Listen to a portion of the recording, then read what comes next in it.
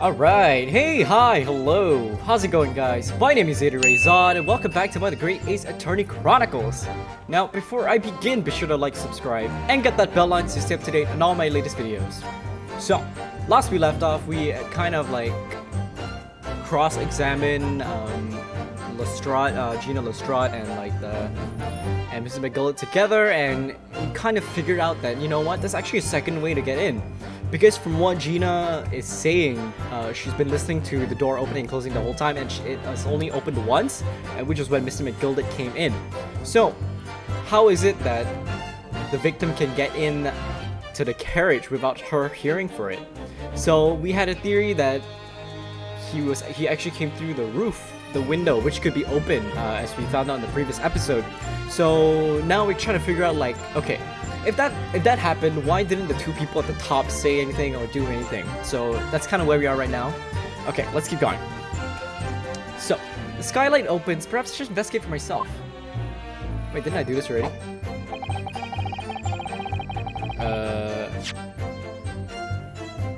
Wait a minute. I don't want to present, I want to examine. Shit. Okay, circle. Okay.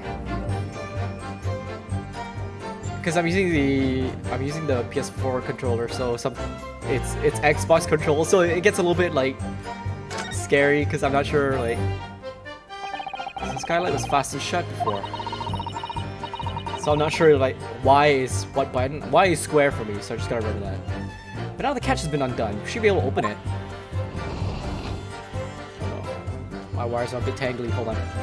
Okay, let's have a lookity-look. You can certainly see inside the carriage through this opening, that's for sure. Yeah, and this. Oh wait. Hold on, I want to look at the. What's the point of me opening it? I want to talk about the open.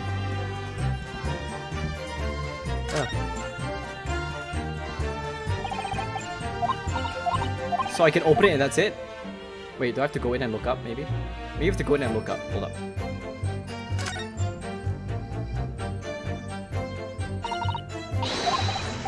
See the murder, it's horrible. We've already seen all this, so I'm just gonna like flip through this real quick. I just wanna have a look up. Oh, there's blood here. Yeah, this opened very wide, doesn't it? Why didn't they kick someone like you through certain? Isn't that a why someone like me? What is it?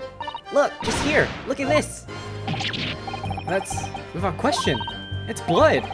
Why would there be a blood stain there? Surely it can't be unrelated to the case, can it? It is. 100. Blood stain visible. Nice. Okay, that's gonna come in very handy. Okay. Let's go back out. Are you sure the victim fell through skylight? Yes, I got proof. Blood stain, there you go. On the night in question, the victim was fatally stabbed in the stomach. And immediately afterwards, the victim's body was pushed through the skylight into the cabin below. Those are the facts, and the irrefutable proof remains clearly visible in the omnibus that stands before us today in this very courtroom. What? What? That's utter humbug. You can't possibly have any evidence. No, you can't. I mean, we didn't do it, I tell you. It's impossible. Irrefutable proof here in this courtroom. Counsel, my lord. I believe everyone would appreciate a little clarification here. Where exactly within the omnibus is this evidence to which you allude? You will point out what it is that proves the victim fell from the roof deck through the skylight. Okay. Give me a mo. There. Blood, yeah. Oh, wait. Sorry, I'm still talking about it, isn't it? I keep forgetting Y is to present, and I press circle by mistake. Hold up. Come on. Zoom.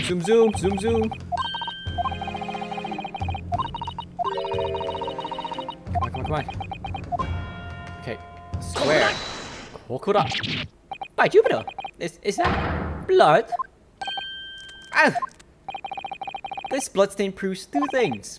Firstly, when the incident occurred, the skylight of the omnibus was open. What? And secondly, the victim was already bleeding when he fell through the opening. Oh my!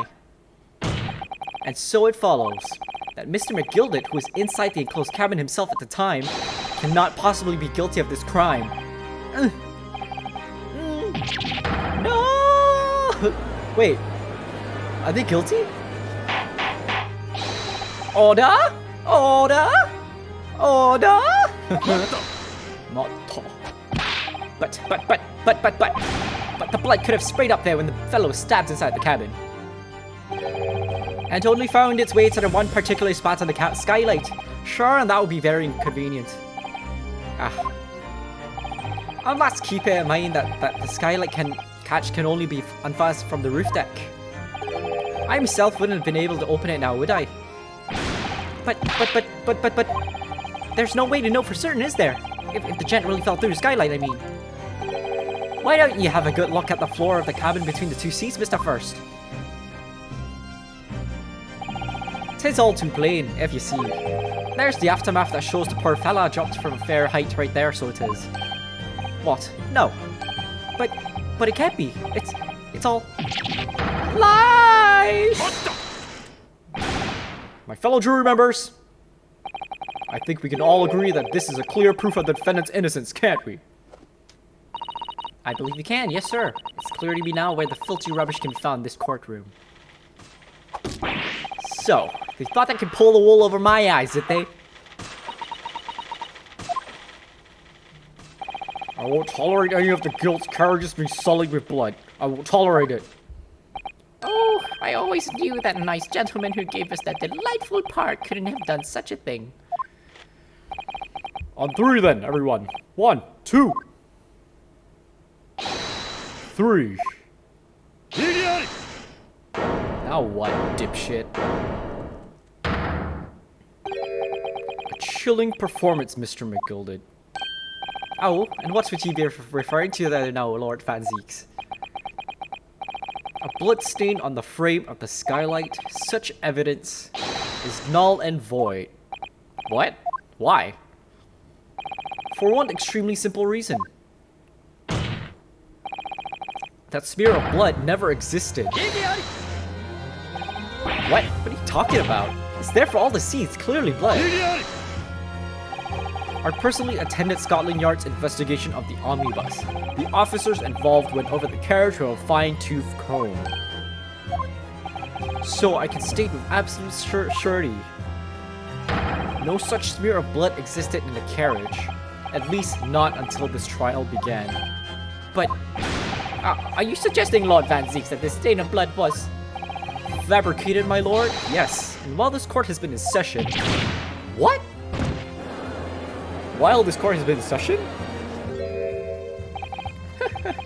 What a palaver. I must say I didn't expect such crude reasoning from a prosecutor of your standing, Lord Van Zeeks. But I, Magnus McGilded, a fella known all over the capital for his fine contributions to public life. I don't take kindly to slander, and I'll fight it to bitter end. If it's rolling off the tongue of the Reaper of the Bailey. Mr. McGilded, I realize that this is your first appearance in court as the accused. However, I'm well aware of your involvement behind the scenes in a great many affairs of dubious nature. You're very adept when it comes to avoiding getting your own hands dirty. And each time it happens that a case you're involved in is investigated, you adapt the facts. Adapt the facts? What does that even mean? Where does these glasses come from? When you wield a fortune the size of Mr. McGilded, however ill-gotten it may be, nothing is impossible. Tampering with evidence, manipulating the scene of a crime, bribing witnesses. I toast your ability to concoct the most convenient of stories, sir. Tut-tuts, Lord Van Zeeks. This will not do, to be sure. Will it now, counsel? Oh, no. You got no proof, bro. I think it's fair to say that this does all sound like a rather far-fetched excuse by a desperate man. The blood on the skylight didn't exist, you say. But if yous will all cast your minds back, is it not true that the omnibus there had been in the courtroom the entire time? How could anyone possibly put a smear of blood in it without the world and his wife seeing? Isn't that right now, counsel? It's true. McGilda's getting even more suspicious though. The omnibus has been full view the entire time that court has been in session. My learned friend, here's to hearing your opinion on this matter, in your own words. As you wish. Could someone have tampered with the omnibus during this trial? If you're asking me, I think... Actually, yes. Because if you recall, do you remember at one point, the judge asked the bailiff to open the window? It's possible that McGilda could have bribed him. I'm gonna say it's possible. I do remember that the bailiff opened the door. As a defense lawyer, it's my job to advocate for the defendant as best as I can. But still, I feel as though something's even more important at stake here. There is no evidence to suggest that the defendant did as my learned friend suggests. However, in terms of having the opportunity to carry out the alleged tampering, there is one possibility. Oh, good gracious. Explain yourself, counsel.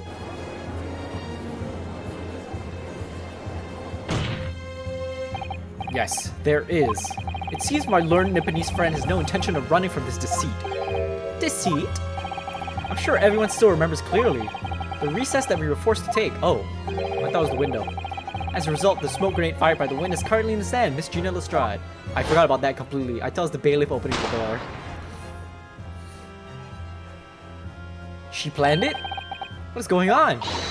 Be careful, Mr. Naruhodo. Cover your face. Bailiff, don't let the accused escape. Secure the omnibus. I hereby call an emergency recess. Bailiff, ensure the defendant is in custody and clear the courtroom. The courtroom was filled with smoke, and everyone was thrown into confusion. All of us were made to leave this chamber.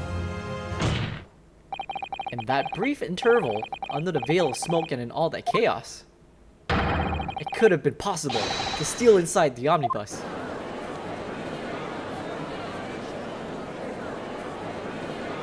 So that means Gina Lestrade was working with McGilda then. Are ya wise? What are you trying to pull, you rotten feckless gouger? Feckless gouger? You're supposed to be defending me. Tis a wicked plot. Tis a plot undermining me, so tis. Whatever you think this is, it changes nothing. The facts are the same. After this courtroom was evacuated earlier as a result of the smoke grenade, a number of inconsistencies materialized in relation to the omnibus. Inconsistencies such as... To start with, the storage compartment underneath the rear passenger seat. When the police investigated the omnibus, this compartment was full of driver's items. Secondly, we have the smear of blood on the edge of the skylight. As I have said, that was not present at the start of the trial this morning. Unfortunately, Lord Fanzix, no one is able to corroborate your claims. That's true. When the omnibus was first wheeled out, both the storage compartment and the skylight were shut. Accordingly, I'm afraid to say we cannot establish with any certainty if this evidence is the result of tampering or not. Indeed, my lord, no doubt there's not a single person who saw fit to verify such things. What do you think? Sorry? About the omnibus. Is there anything else unusual about the omnibus? I guess I have an inkling. I'm assuming I do. My lord? I can't think of anything right now. Yes, counsel? There is one further inconsistency. A mark that surely could not have been present at the start of the trial. What? What in the devil's name are you going to say now? If you dare to betray me, you little maggots, you'd be better start watching your back. Silence, McGilded. The court awaits the defense's clarification. Ugh. This trial keeps swinging one way and then the other. I have no idea what's the truth and what's deception. What am I supposed to believe here? I shall have to ask you to elaborate, counsel.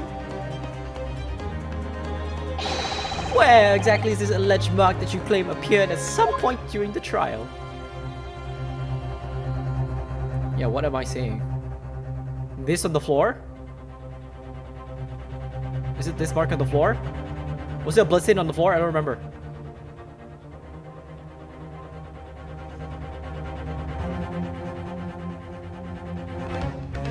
I really don't remember.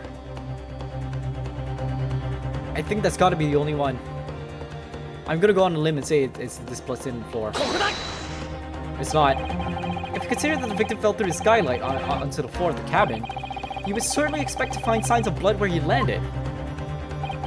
But as far as I recall, this bloodstain on the cabin floor was not there when the omnibus was first brought into the courtroom. Good lord! Really? I mean, that makes sense, because I saw the picture and it only had a bloodstain on the couch. Yes, I do believe you're correct, counsel. Well said. Although, as advocate for the defense, one might say that was a very careless slip of the tongue.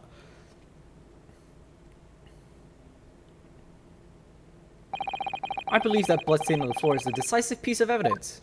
But if the question is whether that evidence is genuine, or whether it was unlawfully fabricated by someone, I feel compelled to admit there's at least a possibility that the evidence is fake.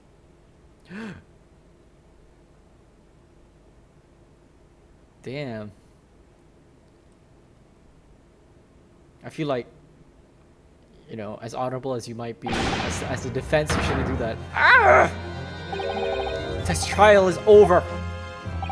Mr. McGilden?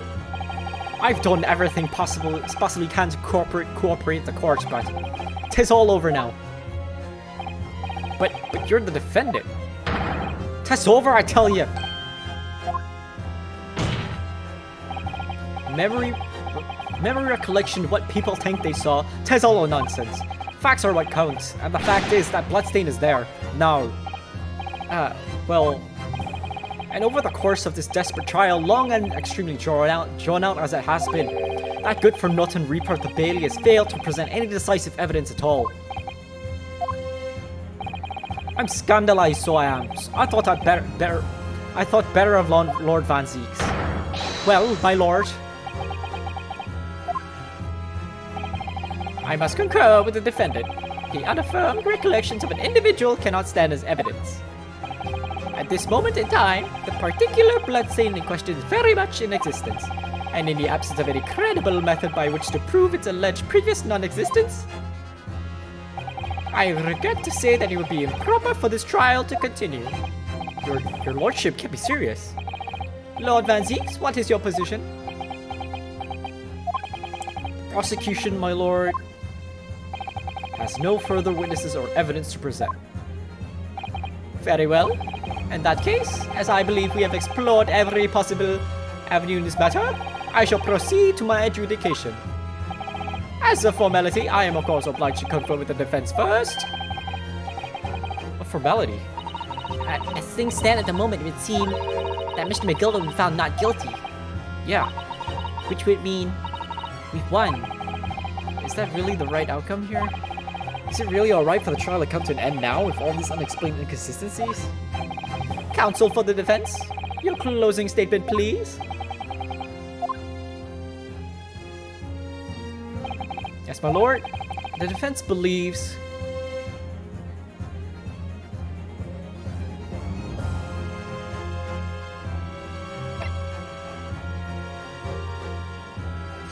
this is tough. I mean, it's pretty shady, but as evidence goes, he would be innocent. But at the same token, I'll be condemning two other people, though. So let's see. Anyway, I'm gonna go with guilty. I'm here in this courtroom today to advocate for the defense of my client, Mr. McGilden. However, at this moment in time, I cannot in all good conscience attest fully to the defendant's innocence. What are you saying, man? Without any question, there is no conclusive evidence to prove that the defendant is guilty. However, there is also no conclusive evidence to prove that he is innocent. Good gracious me! Wow, first time a defending lawyer has done this. Order! Order! This is unprecedented behavior, counsel. A defense lawyer calling the accused innocence into question. Aren't you of sound mind? Oh, 'twas a grand decision to appoint you as my lawyer, so it was. A grand decision. What? I must say, I didn't expect quite such an exciting spectacle at the end there, but still. Here, have this for your troubles. Ah! Hits me in the face again. Your job here is done, fella. It's some fine work you've done, so you have. What do you mean? 'Tis just as the right honourable gentleman so succinctly put afore. The trial can't go on anymore. And your closing statement there was, how did he put it now? Nothing more than a formality.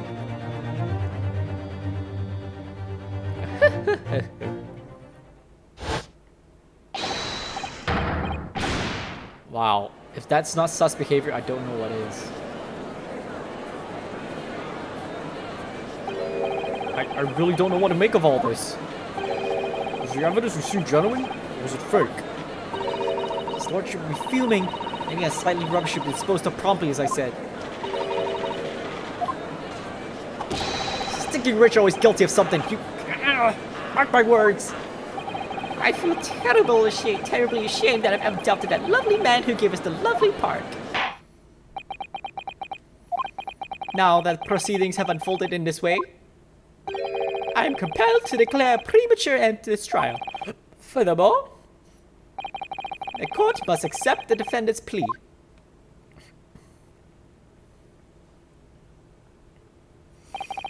I thank you kindly, my lord. I hereby pronounce the verdict of this court. But we still haven't determined if the bloodstain in the omnibus is genuine or not. We don't know if these witnesses are telling the truth or a pack of lies. We have no idea about the truth. Lord Van Zieks, my lord, the case made by the prosecution was flawed, plain and simple. If indeed the omnibus presented as evidence was tampered with, the prosecution is at fault for allowing such a disgraceful perversion of justice to take place. My sincerest apologies, my lord. But wait, when we were evacuated from the courtroom, Lord Van Zieks ordered the evidence to be secured. I'm afraid the prosecution cannot shun responsibility in this matter. That's so unfair. The culpability of the defendant has not, at the present time, been established by this court. Consequently, the jury will not be required to pre-offer judgment. What? Well, Lord Van Zieks, it's been a pleasure, so it has. And as for you, my dear fella, I couldn't have asked for a better defense. Do you mean to tell me this has all been a grand waste of time? Test the law of the land, my good man. If you'd like to pursue this matter further, you can always go ahead and try to change the law. Magnus McGilded. Good grief, you've more to say to me, have you? Just one thing, a warning. This is far from over. Well, something to be looking forward to then. Wow, I kind of had a feeling he was sus. I hereby pronounce the defendant, Mr. Magnus McGilded, not guilty. Damn.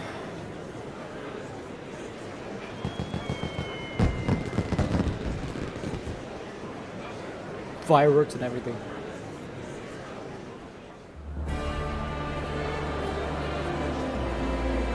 I can't believe it. It's an outrage. I should have examined the evidence more. What are you talking about? The man's been cleared. He's innocent.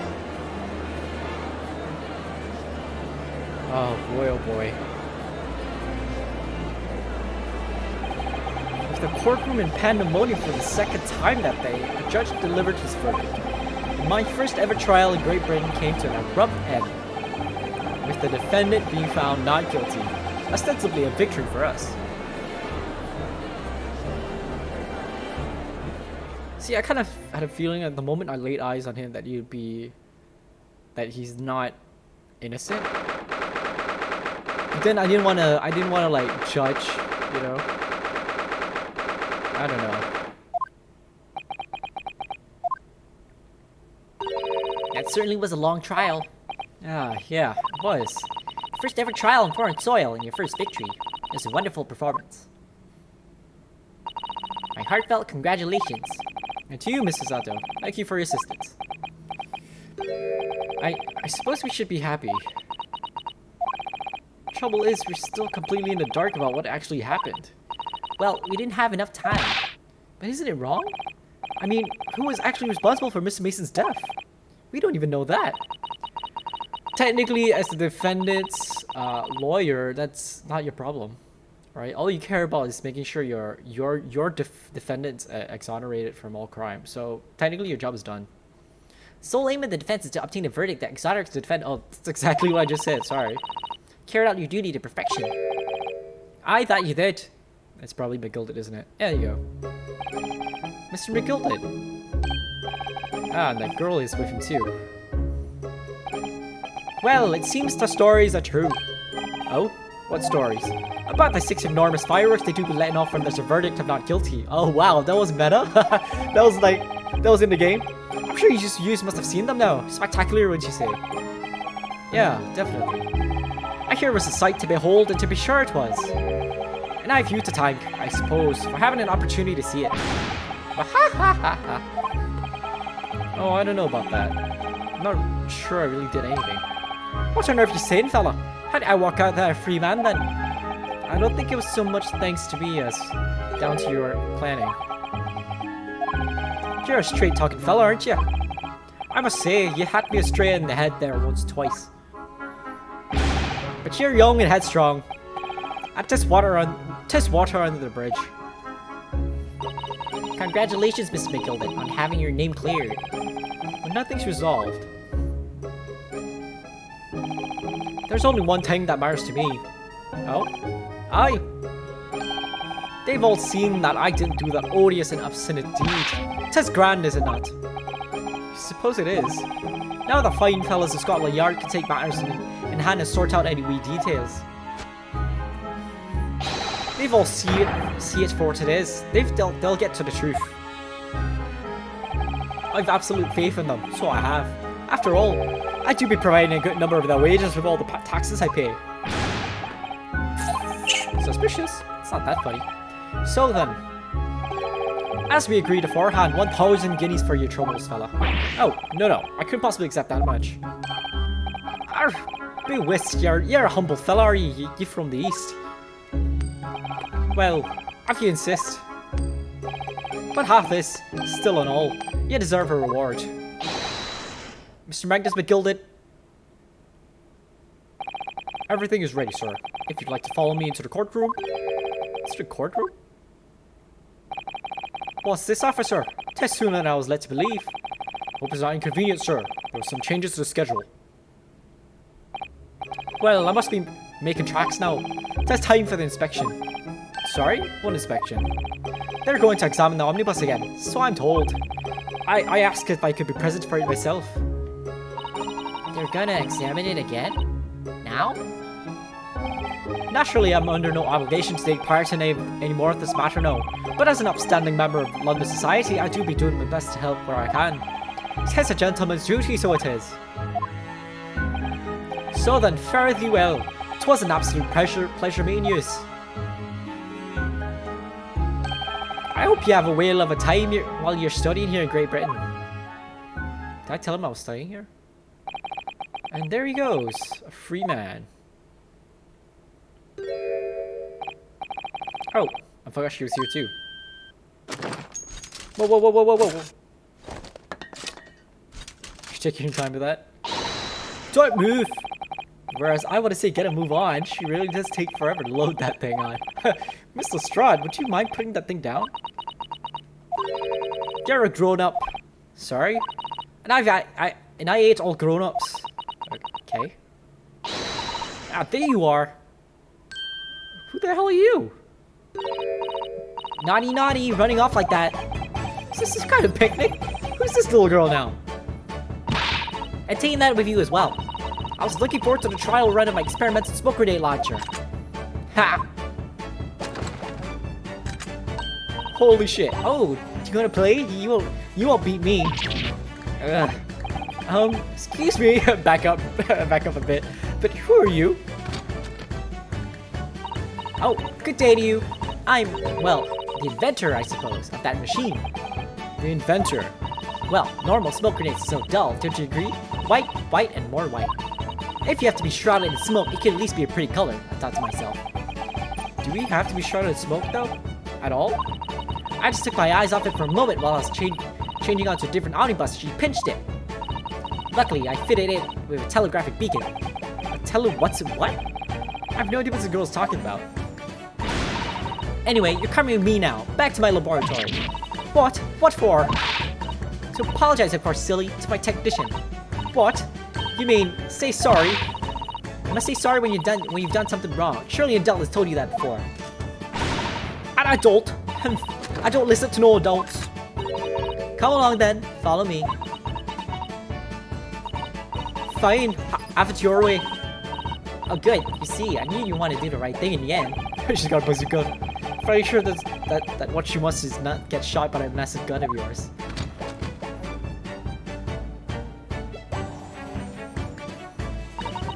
We'll be leaving now then. Bye-bye. I'm so sorry for all the fuss. Who the hell is that? She was a lively one. But now what? Well, do you think perhaps we ought to be on our way now too? Yeah, you're right. But where to? Oh, we haven't had time to find a place to stay.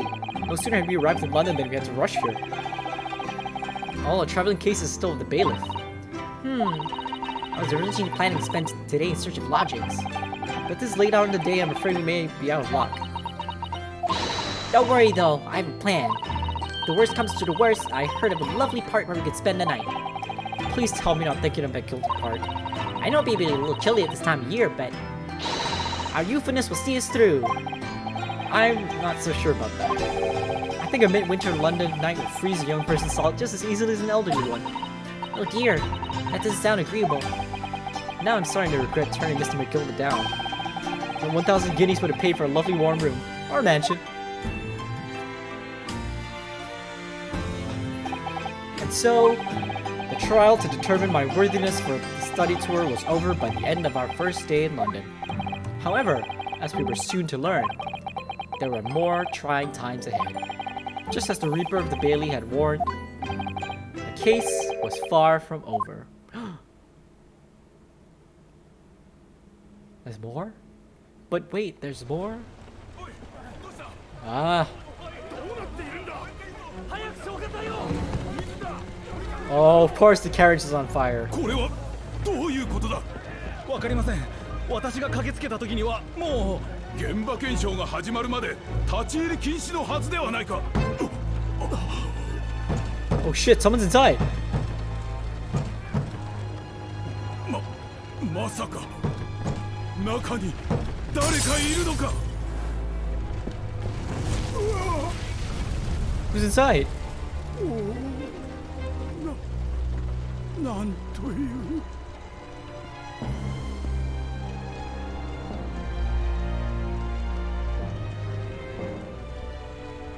Who's inside? Is it McGilda? Oh shit. The end. Oh wow, it's the end of that case. Holy shit balls. Save your current progress. What? Wait, are we... Oh, what? It's episode 4 already. Clouded Kokoro. The Hound of the Baskerville. Ooh. Oh no, I only got 2 more left. Interesting. Is episode 4 the same one as episode 3 then? I wonder. But okay, you know what? I think the episode's a little bit short, but since we finished chapter 3, episode 3, I kind of want to focus on episode 4 in a new episode.